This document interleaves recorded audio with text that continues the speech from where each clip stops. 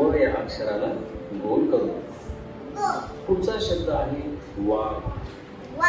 आणि वाघ या शब्दामध्ये व कुठे आहे बघा, हे आहे व, म्हणून आपण व या अक्षराला गोल करू. पुढचा शब्द आहे विमान. विमान या शब्दामध्ये व कुठे आहे पहा, हे आहे व, म्हणून आपण व या अक्षराला गोल करूया. आता आपण व हे अक्षर गिरवूया आणि उघडूया. पहिला स्ट्रोक, उभी रेघ म्हणजे दुसरा स्ट्रोक आणि आडवी रेघ म्हणजे तिसरा स्ट्रोक.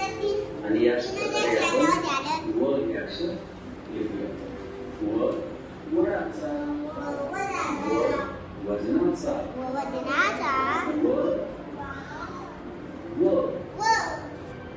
व व व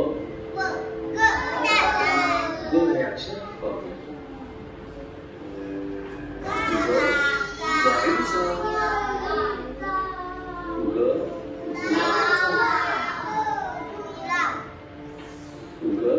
गुळाचा,